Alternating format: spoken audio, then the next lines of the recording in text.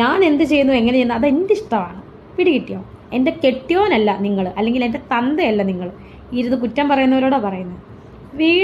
വേറെ കാര്യമുണ്ട്. ഈ വീട് മൊത്തം ചോരുവാണ്. ഞാൻ അവരെ വിളിച്ച് മഴ പെയ്തപ്പോ മനോജ് പറഞ്ഞ എടുത്തു തരാൻ പറഞ്ഞാൽ വീഡിയോ വരെ കൊടുത്തിട്ടുണ്ട്. ഒരു വീട് മൊത്തം ചോരുവാന്ന് പറഞ്ഞാൽ വാർപ്പിന്റെ അകത്തൂടെ മൊത്തവും കൂടെ വെള്ളം വീടിനകത്ത് വീഴുമെന്നുള്ളതാണ്. രേണുസുതിയെ ചുറ്റിപ്പറ്റിയിട്ടുള്ള വിവാദങ്ങൾ അവസാനിക്കുന്നില്ല. ഇന്ന് ഒരുപാട് ചാനലാണ് രേണുസുതിയെ പറ്റിയിട്ട് വീഡിയോ ചെയ്തിരിക്കുന്നത്. എനിക്കറിയാം കുറെ ആൾക്കാർക്ക് ഇഷ്ടപ്പെടത്തില്ല രേണുസുതി എന്ന് വിളിക്കുന്നത്. കാര്യം രേണുസുതിയുടെ ഒറിജിനൽ നെയിം എന്ന് പറയുന്നത് രേഷ്മ പി തങ്കച്ചൻ എന്നാണ്. അതുകൊണ്ടാണ് കഴിഞ്ഞ 2 വീഡിയോകളിലും ഞാൻ രേഷ്മ പി തങ്കച്ചൻ എന്ന് വിളിച്ചത്. എന്തായാലും രേണുസുതി എന്ന് പറയുന്ന ഒരു പേരാണ് ലോകം മൊത്തം അറിയപ്പെടുന്നത്. അതുകൊണ്ടാണ് നമ്മളെല്ലാവരും വീഡിയോക്കകത്ത് വന്ന് രേണുസുതി എന്ന് പറയണത്. ഓക്കെ, രേണുവിന്റെ പുതിയ കുറച്ച് ഇന്റർവ്യൂസ് എല്ലാം പുറത്തു വന്നിട്ടുണ്ട്. അതായത് റോഹനുമായിട്ടുള്ള വീഡിയോയുടെ സെക്കൻഡ് പാർട്ട് പുറത്തു വന്നിട്ടുണ്ട്. അതോടൊപ്പം തന്നെ വീട് പണിയായിട്ട് ബന്ധപ്പെട്ടും 1-2 വീഡിയോസ് വന്നിട്ടുണ്ട്. ആദ്യം നമുക്ക് രേണുസുതി ഇൻസ്റ്റാഗ്രാമിൽ ഇന്നൊരു വീഡിയോ ഇട്ടിട്ടുണ്ടായിരുന്നു. ആദ്യം നമുക്ക് ആ ഒരു വീഡിയോ ഒന്ന് കാണാം. രേണുസുതിയാണേ, നാണമുണ്ടോ നിങ്ങൾക്കൊക്കെ? ക്യാമറയുടെ മുന്നിലും അല്ലാതെയൊക്കെ എൻ്റെ കുറ്റം പറയാൻ എന്തൊരു ഇൻട്രസ്റ്റ് എല്ലാത്തിനും. എൻ്റെ ഫാമിലിയുടെയും കുറ്റം പറയാൻ നാണമില്ലല്ലോ. നിങ്ങളൊക്കെ നിങ്ങളുടെ വീട്ടിൽ ചെന്ന് നിങ്ങളുടെ ഭാര്യയുടെയും നിങ്ങളുടെ മക്കളുടെയും കാര്യം നോക്കുക. എൻ്റെ കാര്യം നോക്കാൻ ഞാൻ നിങ്ങളെ ആരെയും ഏൽപ്പിച്ചിട്ടില്ല, മനസ്സിലായോ? പിന്നെ ഞാൻ എന്ത് ചെയ്യുന്നു എങ്ങനെ ചെയ്യുന്നു അതെൻ്റെ ഇഷ്ടമാണ്. നിങ്ങൾ എന്ത് ചെയ്തു കഴിഞ്ഞാലും അത് നിങ്ങളുടെ ഇഷ്ടമാണ്. പക്ഷെ പബ്ലിക്കിന്റെ മുന്നിൽ വന്ന് കാണിക്കുമ്പോൾ ഇത് കണ്ടുകൊണ്ട് നിൽക്കുന്നവർക്ക് അഭിപ്രായം പറയാനുള്ള ഒരു സ്വാതന്ത്ര്യമുണ്ട്. മനസ്സിലായല്ലോ? അതാണ് നമ്മളെല്ലാവരും പറയണത്. പ്രത്യേകിച്ച് വീട്ടിൻ്റെയൊക്കെ ഒരു കേസ് എടുത്തു കഴിഞ്ഞാൽ മഴ പെയ്ത് ശീതം അടിക്കുന്നതിനാണ് ഇവർ വീട് ചോരുന്നു എന്ന് പറഞ്ഞത്. ഇത്തരത്തിലൊക്കെയുള്ള വിഡിത്തരങ്ങൾ പറഞ്ഞു കഴിഞ്ഞാൽ തീർച്ചയായിട്ടും ഞങ്ങളെ പോലെയുള്ള ആൾക്കാർ എടുത്തു വെച്ച് റിയാക്ട് ചെയ്യും. അതിൽ കൂടുതൽ വേറെ ഒന്നുമില്ല. പിടികിട്ടിയോ? എൻ്റെ കെട്ടിയോനല്ല നിങ്ങൾ, അല്ലെങ്കിൽ എൻ്റെ തന്തയല്ല നിങ്ങൾ. ഇരുന്ന് കുറ്റം പറയുന്നവരോടാ പറയുന്നത്. വീട്ടിൽ ചെന്ന് നേരെ നിങ്ങളുടെ കാര്യം നോക്കുക. അപ്പം ഭാര്യ മക്കളും ഇല്ലാത്തവർ അവനവൻ്റെ കാര്യം നോക്കി ജീവിക്കുക, എൻ്റെ അടുത്തല്ല. പിന്നെ ഇതൊക്കെ കണ്ട് രേണുസുതി അങ്ങ് കരഞ്ഞ് തളർന്ന് നെവർ. അത് വെറുതെ നിങ്ങളുടെ തോന്നലുകൾ മാത്രമാണ് സഹോദരങ്ങളെ. സോ ഇതൊന്നും ഞാൻ കാണത്തുമില്ല, എനിക്കതിൻ്റെ ആവശ്യമില്ല. എൻ്റെ ദേഹത്തേക്കുന്നത് മാത്രമേ എന്നെ തളർത്തത്തുള്ളൂ, അല്ലാത്ത ഒന്നും എന്നെ തളർത്തത്തില്ല. ഇതൊക്കെ എൻ്റെ ഫ്രണ്ട്സ് പറയുമ്പോഴാണ് ഞാൻ അറിയുന്നത്. ഇതൊക്കെ എൻ്റെ ഫ്രണ്ട്സ് പറയുമ്പോൾ മാത്രമാണ് ഞാൻ അറിയുന്നതെന്ന്, അല്ലാതെ ഇവർ കാണുന്നതേ ഇല്ല. ഇവരുടെ ഈ സംസാരത്തിൽ നിന്ന് നിങ്ങൾക്ക് മനസ്സിലായല്ലോ, ഇവരെല്ലാ വീഡിയോയും കുത്തിയിരുന്ന് കാണുന്നുണ്ട്. രണ്ടാമത്തെ കാര്യം, ഇവർക്ക് ഈ കിട്ടുന്ന റീച്ച് ഇവർ സത്യം പറഞ്ഞാൽ എൻജോയ് ചെയ്യുന്നുണ്ട്. ഇതുപോലെ മനസ്സിലാക്കാതെയാണ് കുറെ ആൾക്കാർ ഇവരെ സപ്പോർട്ട് ചെയ്തുകൊണ്ട് ഇറങ്ങിയിരിക്കുന്നത്. ഇവരുടെ ഒരു ആറ്റിറ്റ്യൂഡും രീതി നിങ്ങൾ കണ്ടോ? ഇത്രയും പ്രശ്നങ്ങൾ നടന്നിട്ടും ഇവർക്ക് ഒരു കൂസലുമില്ലാതെയാണ് ഇവർ വന്നിരുന്ന് സംസാരിക്കുന്നത്. ഇന്ന് ഞാൻ വേറൊരു വീഡിയോ കണ്ടിട്ടുണ്ടായിരുന്നു ഇവരെ സപ്പോർട്ട് ചെയ്തിട്ട്. കിച്ചു മോനെ, നീ എല്ലാവർക്കും സ്ട്രൈക്ക് അടിക്കണം, നിന്റെ വീഡിയോ എടുത്തുകൊണ്ട് പോയിട്ടാണ് കുറെ ആൾക്കാർ വീഡിയോ ചെയ്തിരിക്കുന്നത്. കിച്ചു സാധാരണമായിട്ടൊരു വ്ളോഗ് ചെയ്തതാണ്, നമ്മളെല്ലാവരുമാണ് അത് കുത്തിപ്പൊക്കി അതിനകത്ത് കുത്തിത്തിരിപ്പ് ഉണ്ടാക്കിയത് എന്നൊരു സ്ത്രീ വന്നിരുന്ന് പറയുന്നത് കണ്ട് ഞാൻ ഒരു കാര്യം വളരെ വ്യക്തമായിട്ട് പറയാം. ഞാൻ ഈ ഒരു വിഷയം കഴിഞ്ഞതിന് ശേഷം ഞാൻ കിച്ചുവിനോട് ഫോണിൽ സംസാരിച്ചിട്ടുണ്ടായിരുന്നു. ഞാനും എൻ്റെ ഒരു ഫ്രണ്ടും ഉണ്ടായിരുന്നു. ഏകദേശം 22 മിനിറ്റ് ആ ഒരു കോൺവെർസേഷൻ ഉണ്ട്. എൻ്റെ കയ്യിൽ എൻ്റെ റെക്കോർഡ് ഉൾപ്പെടെ ഉണ്ട്. ഉള്ള കാര്യങ്ങൾ തുറന്നങ്ങ് പറയാം. ഞാനത് പുറത്ത് വിടാനോ എടുക്കാനൊന്നും പോകുന്നില്ല, എനിക്ക് അതിൻ്റെ ആവശ്യമില്ല. പക്ഷേ പേഴ്സണലി നമ്മൾ പല കാര്യങ്ങളും മനസ്സിലാക്കിയതിന് ശേഷമാണ് വന്നിരുന്ന് വീഡിയോ ചെയ്യുന്നത്. ഓക്കെ, അതിന്റെ എല്ലാത്തിന്റെ തെളിവുകൾ ഞാൻ ഈ ഒരു വീഡിയോക്കകത്ത് പറയാം. ഇന്ന് രോഹനുമായിട്ടുള്ള എൻ്റെ സെക്കൻഡ് ഇന്റർവ്യൂ പുറത്തു വന്നിട്ടുണ്ട്. അതിൽ ഇവർ പറഞ്ഞ കുറച്ച് കാര്യം നമുക്കൊന്ന് കേൾക്കാം. ഇല്ല, കിട്ടുന്നത് 3-4 രൂപയ്ക്കൊക്കെയാണ് ഞാൻ ഷോർട്ട് ഫിലിം. അവർക്കറിയാം, തരുന്നവർക്കറിയാം. ഏറ്റവും കൂടുതൽ 5 രൂപയ്ക്കൊക്കെയാണ് ഞാൻ പോകുന്നത്. അപ്പൊ അത് കിട്ടുന്ന അറിയാലോ. അത് നമുക്ക് എനിക്ക് മാത്രമേ വരുമാനമുള്ളൂ വീട്ടില്. റേഷൻ അരിയുള്ള കൊണ്ട് ഓക്കെ.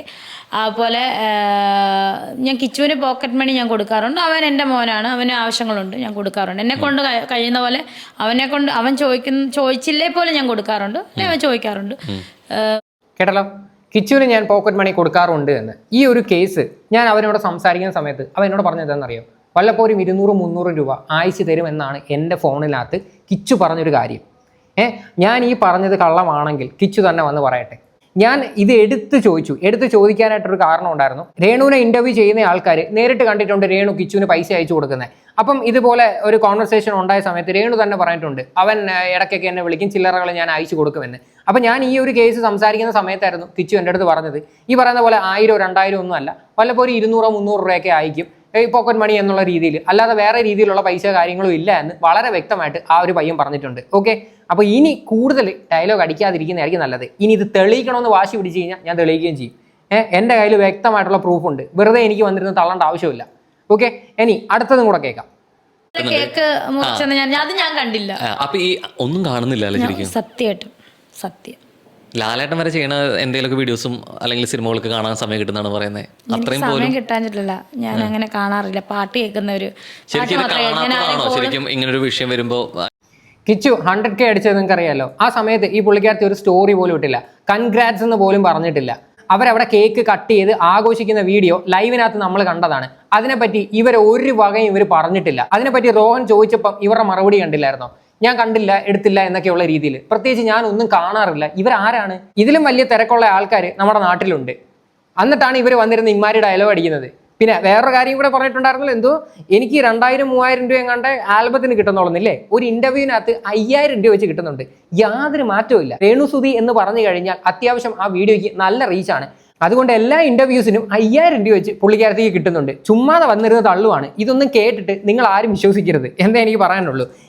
ഇന്ന് താജ് പത്തനംതിട്ട എന്ന് പറയുന്ന വ്യക്തിയുടെ പുതിയൊരു ഇന്റർവ്യൂ ഇത് ഫൈനൽ ന്യൂസിനകത്ത് വന്നിട്ടുണ്ട്. അതായത് മറ്റേ താജ് പത്തനംതിട്ട എന്ന് പറഞ്ഞു കഴിഞ്ഞാൽ ആ പുള്ളിയായിരുന്നു ഈ ഫിറോസ് ബായിക്ക് ഇവരെ കണക്ട് ചെയ്ത് കൊടുക്കുന്നതും. ഇങ്ങനൊരു വ്യക്തികളുണ്ട്, ഇതുപോലെ ഒരുപാട് കഷ്ടപ്പാട് അനുഭവിക്കുന്നുണ്ട്, വീട് പണിയുന്നതിന്റെ കാര്യമായിട്ട് ബന്ധപ്പെട്ട് ഈ പുള്ളിയായിരുന്നു ശരിക്കും ഒരു മീഡിയേറ്റർ എന്ന് പറഞ്ഞ് ഇതിന്റെ നടുക്ക് നിന്നത്.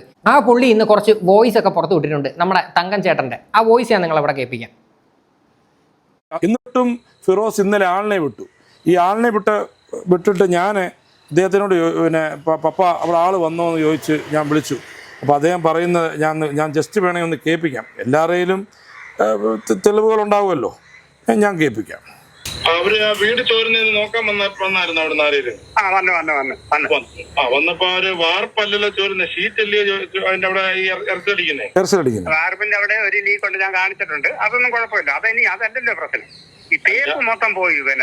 ആദ്യത്തെ ഇന്റർവ്യൂവിനകത്ത് തങ്കച്ചന്റെ ഒരു ആറ്റിറ്റ്യൂഡ് നിങ്ങൾ കണ്ടല്ലോ. ഇന്നലെ ഓന്ത് മാറുന്ന കണക്ക് മറുനാടൻ എന്ന് പറയുന്ന ചാനലിനകത്ത് വന്നിരുന്ന് പറഞ്ഞ ഡയലോഗും കണ്ടല്ലോ.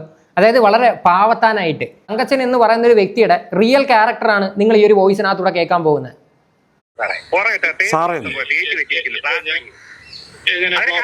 അവര് കണ്ട എഞ്ചിനീയറെ വന്നിരിക്കും, എഞ്ചിനീയറും അതിന്റെ മെയിൻ പണിക്കാരനെ വന്നിരിക്കുന്നത്. അപ്പൊ അവരത് എന്താന്ന് വെച്ചാൽ കണ്ടിട്ട് പോട്ടെ. ഞാൻ പറയട്ടെ, 1 കോടി രൂപയുടെ പണിഞ്ഞാലും ചില വീടുകളിൽ നല്ല അവിടെ വൃക്ഷങ്ങളൊന്നും ഇല്ലെങ്കിൽ നല്ല വെയിലടിക്കുകയാണെങ്കിൽ പിന്നെ ഈ തേപ്പൊക്കെ ചെറിയ പൊട്ടലുണ്ടാവും, ഒക്കെ ഉണ്ടാവും. സർവ്വസാധാരണമാണ് എവിടെയും. ഞാനൊരു കാര്യം പറയും, സിമെന്റ് മണലോ സിമെന്റ് എൻസാൻഡിട്ടല്ല തേച്ചിരിക്കുന്നത്. അതാണ് പറ്റിയത്. ഈ പ്ലാസ്റ്റർ എന്ന് പറഞ്ഞ സാധനം ഒരു തേച്ച് വെച്ചതാ, അല്ല ജിപ്സം. എന്റെ പൊന്നു കേട്ടോ, അവരങ്ങനെ ഇങ്ങേർക്ക് ഇപ്പോൾ സത്യം പറഞ്ഞ പുച്ഛമാണ്. ജിപ്സം ബോർഡൊക്കെ ഇട്ട് പണിഞ്ഞത് ഇങ്ങേർക്ക് ഇഷ്ടപ്പെട്ടിട്ടില്ല. ഇങ്ങേർക്ക് സിമെന്റും കട്ട ഇതൊക്കെ വെച്ചിട്ട് പണിയണമായിരുന്നു. എങ്കിൽ മാത്രമേ ഇങ്ങേർക്ക് അതിനകത്ത് കിടക്കാൻ പറ്റത്തുള്ളൂ എന്നുള്ളൊരു ആറ്റിറ്റ്യൂഡാണ് ഇയാൾ സംസാരിക്കുന്നത്. പക്ഷേ മെനഞ്ഞാത്ത ഇന്റർവ്യൂ കയ്യിൽ നിന്ന് പോയതോടെ മറുനാടനകത്ത് വന്നപ്പോഴത്തേക്ക് എനിക്ക് ഒരു പ്രശ്നവും ഇല്ല, ഞങ്ങളെ സഹായിച്ചവരെല്ലാവരും നല്ല ആൾക്കാരാണ്, സഹായിക്കാത്തവർക്ക് വേണ്ടിയിട്ടും ഞങ്ങൾ പ്രാർത്ഥിക്കും എന്നൊക്കെയാണ് ഈ ഒരു മനുഷ്യൻ വന്നു പോയി പറഞ്ഞത്. എന്നാൽ ഇയാൾ ഈ വോയിസിനകത്ത് പറയുന്ന ഡയലോഗുകൾ നിങ്ങൾ കേട്ടോണം, ഓരോന്നായിട്ട് കേട്ടോണം. ഇയാൾ തന്നെ വ്യക്തമായിട്ട് ചോർച്ചയെ പറ്റിയിട്ട് പറയുന്നുണ്ട്. അതായത് മകൾക്കൊരു അബദ്ധം പറ്റി പോയതാണെന്ന്. എന്നിട്ട് ആ നാവും കൊണ്ട് തന്നെ ഇയാൾ പറയുന്നുണ്ട് വീട് മൊത്തം ചോരുന്നു എന്ന്. ഒരു ചാനലിൽ പോയി വീട് ചോരുകയെന്ന് പറഞ്ഞാൽ അർത്ഥമുണ്ട്. ഞാൻ ചോദിക്കട്ടെ, അവള് അറിവില്ല. അറിവില്ലെന്ന് പറയില്ല, അറിവുണ്ട്. പറയാൻ നമുക്കൊരു അവസരം തരുന്നില്ല അല്ലേ? സാറൊന്നും ന്യായീകരിക്കണ്ട.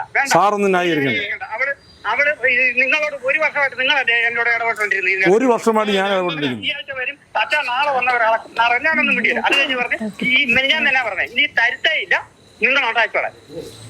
എങ്ങനെ? അതല്ലേ പറഞ്ഞത്? ഇന്ന് വരെ ഫിറോസ് സാർ എന്നെ വിളിച്ചെന്ന് പറഞ്ഞില്ല, ഞാൻ പറഞ്ഞില്ല, നിങ്ങളല്ലേ ഇടയ്ക്കെന്ന് പറഞ്ഞത്. വേണ്ട. ഇയാളുടെ ഫോണിൽ വിളിക്കുമ്പം ഇമാതിരി സംസാരങ്ങൾ സംസാരിച്ച് കഴിഞ്ഞാൽ ആര് കേട്ടോണ്ടിരിക്കും? അപ്പം നിങ്ങളൊന്ന് ആലോചിച്ച് നോക്ക്. ആ ഫിറോസ് എന്ന് പറയുന്ന ആ ഒരു മനുഷ്യൻ പറയുന്നതിനകത്ത് ന്യായമില്ലേ? അയാൾ പറയുന്നതിനകത്ത് എന്തെങ്കിലും കള്ളത്തരം ഉണ്ടോ? ഇനി അയാൾ പ്രധാനമായിട്ട് പറഞ്ഞിരുന്ന ഒരു അലിഗേഷൻ ഉണ്ടായിരുന്നു. അതായത് വീട് ഷൂട്ട് ചെയ്യാൻ പോയ കുറച്ച് യൂട്യൂബേഴ്സിന്റെ അടുത്ത് രേണു കാശ് ആവശ്യപ്പെട്ടു എന്ന്. എന്നാൽ രേണു തന്നെ ഇന്ന് ഇന്റർവ്യൂവിനകത്ത് വന്ന് അതങ്ങ് സമ്മതിച്ചിട്ടുണ്ട്. അതായത് എന്തോ 5000 രൂപയോ 3000 രൂപയോ എങ്ങാണ്ട് രേണു ചോദിച്ചെന്ന്. അതായത് എനിക്ക് കാശ് വേണം, കാശുണ്ടെങ്കിലേ ജീവിക്കാൻ പറ്റത്തുള്ളൂ, അതുകൊണ്ട് ഞാൻ പൈസ ചോദിച്ചു എന്ന് ഫിറോസിന്റെ അടുത്ത് വിളിച്ച് പറഞ്ഞു വന്ന്. നിങ്ങൾ ആലോചിക്കുക, ഇതൊക്കെ കാണിക്കുന്ന തെണ്ടിത്തരമല്ലേടേ? ഇതൊക്കെ നമ്മൾ എടുത്തു വെച്ച് പറയുമ്പോഴാണോ നിങ്ങൾക്കൊക്കെ ഏറ്റവും വലിയ കുറ്റം?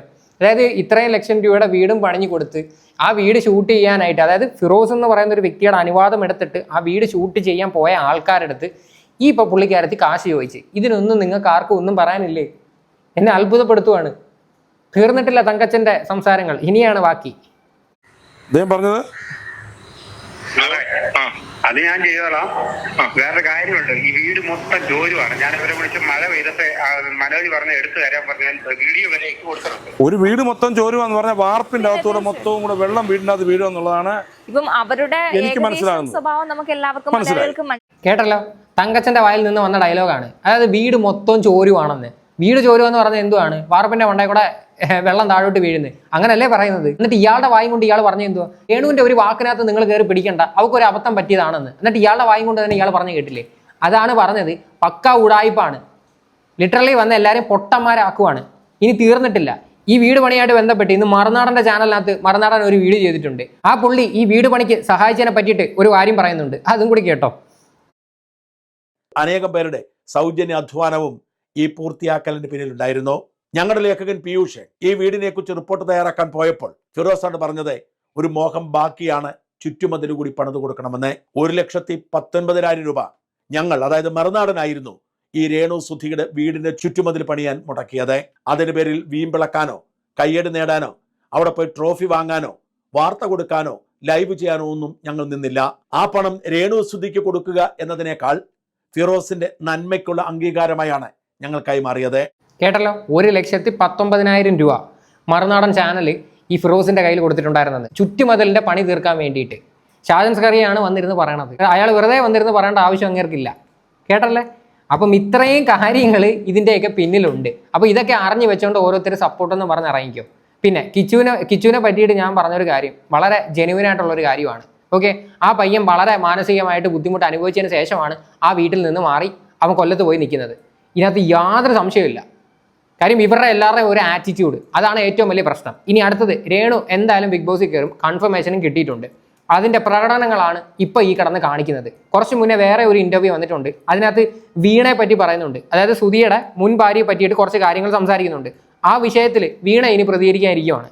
എന്തായാലും പ്രതികരിക്കുകയാണെങ്കിൽ തീർച്ചയായിട്ടും ഞാൻ നിങ്ങളുടെ അടുത്ത് ആ ഒരു വീഡിയോ ഷെയർ ചെയ്യുന്നതായിരിക്കും. എന്തായാലും ഈ ഒരു വിഷയമായിട്ട് ബന്ധപ്പെട്ട് നിങ്ങളുടെയൊക്കെ അഭിപ്രായങ്ങൾ എന്താണെന്ന് വെച്ചാൽ നിങ്ങൾ തീർച്ചയായിട്ടും കമൻറ്റ് ചെയ്യുക.